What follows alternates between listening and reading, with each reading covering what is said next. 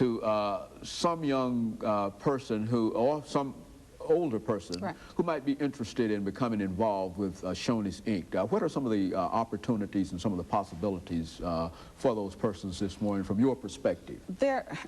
A lot of times, unfortunately, we look at the restaurant industry as simply just flipping burgers. I think our applicants are really starting to see that it's more than that. Yes, you can go into the operations end. You can grow from the operations end, from a server to a regional manager to a regional vice president. You can come over into the management end. There's lots of opportunities out there. The person just has to pursue those opportunities, be persistent, get to the right people, and once they see that, it's going to happen. We also make available for those individuals that are with us, whether they're in the stores or in corporate headquarters. If you work a certain amount of hours, you may be eligible for tuition refund. So it doesn't mean that your education has to completely stop, because we well know in today's economy, a lot of students will have to work and go to school part-time, and I did that for years, but you just have to do what it takes. So what I want to say to young people is to look at the restaurant industry, not just Shoney's Inc. Yes, we do want you at Shoney's Inc., but look at the restaurant industry as some foreseeable future for themselves. Very good. And of course, Mr. Lawson, I think on many occasions we've had an opportunity to talk about Nations Bank, but there are many people who might not be familiar with Nations Bank itself. As a matter of fact, it is a relatively new name in Tennessee. Let's talk about Nations Bank from that perspective. Well, that's true. It's a relatively new name, but it's certainly an established institution. Nations Bank was formed over a couple of years ago with the merger of North Carolina National Bank and CNS Sovereign Bank to form Nations Bank.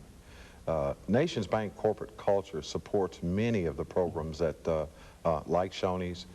We have adopted schools. We support our employees' continuing education efforts. Their children, we have a scholarship fund as well.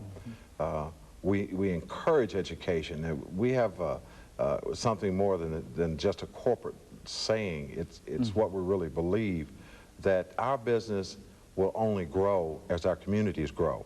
Our communities can only grow with support of the entire structure. That means education. That means child development.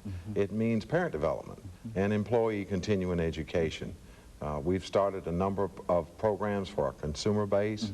You've heard me talk about our home buyers credit education and counseling programs, how to own that home, how to manage your checking account and consumer credit, as well as how do you get involved in small business. These are some of the programs that are directly linked to our product, but we're also very much concerned about the community as a whole. Very good. And of course, I think that both organizations have played very, very significant roles in the development of businesses, especially minority businesses here in Nashville, Tennessee. I think both of you have talked about your educational aspects and some of the educational things that you're doing, but you're also both concerned about minority business and minority business enterprise.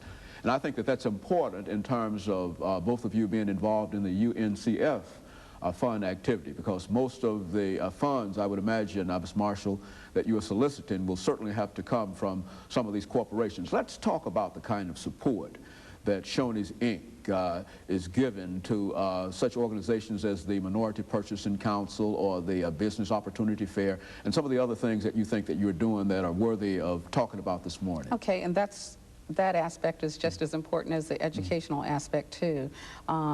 We are involved in the Tennessee Minority Purchasing Council. In fact, I serve as vice chair and Mr. Lawson serves as president, so we come together on several occasions. And that is to what we want to do at Shoney's Inc. is to increase our minority purchasing dollars.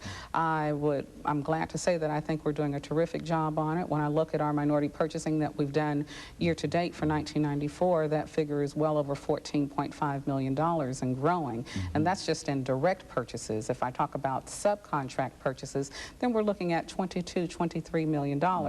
I think, again, every corporation will have to look at that. You have to look at your current customer base. face. You want to make sure that all segments of your corporation will show the face of America, which includes all segments now, African Americans, Hispanics, everything. So we just want to make sure that we have a level playing field so that everyone can benefit from that. And the Tennessee Minority Purchasing Council plays a big part in that. They have been very instrumental in linking minority companies with majority companies, bringing them in the door, introducing them. If you know the staff over there, they are very persistent. They never give up. They continue the program all the way through. And you need those types of programs. We have also participated in their Business Opportunity Fair for the past 4 years. We will be there again. You meet many valuable contacts. You start relationships that may pan out in the future, and we just support that program thoroughly. Very good. And of course, Mr. Lawson, you're the president of the Minority Purchasing Council, and let's talk about that from that perspective, as well as Nations Bank's activity in those areas. Well, it's been a real whirlwind year, needless to say. I've been on the board of the Tennessee Minority Purchasing Council for 3 years and was elected this year to serve as president of the council.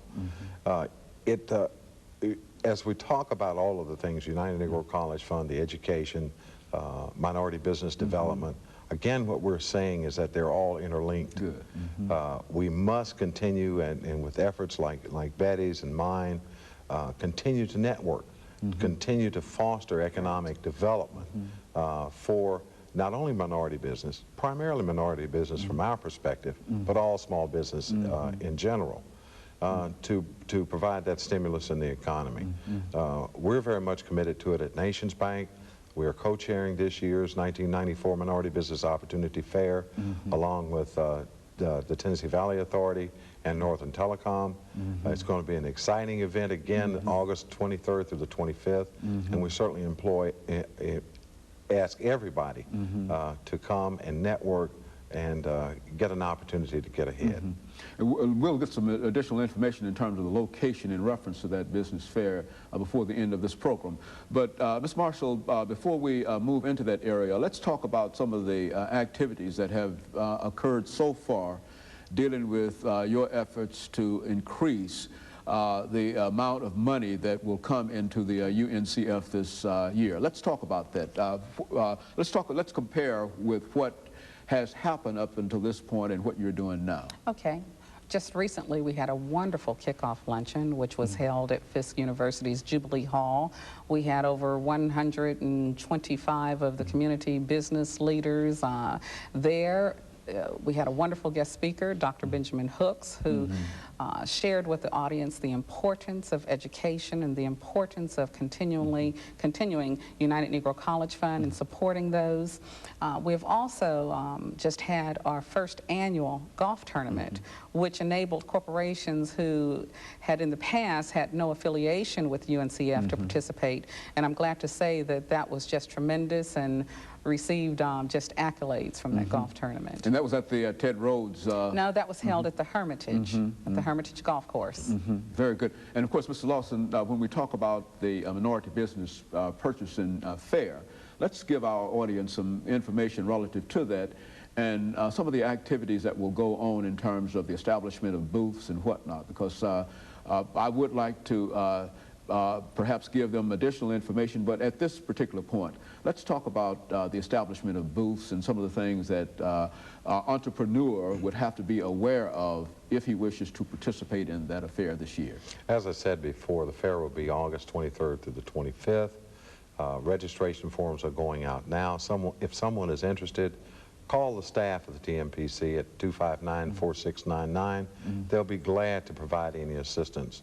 We're looking to have over 300 exhibitors this year, somewhere between 5,000 and 6,000 walkthroughs. And everybody, I think, realizes the value of networking with the diverse group that will be there this year. It'll benefit everyone. And I encourage you to come on out. Now, this is going to be at the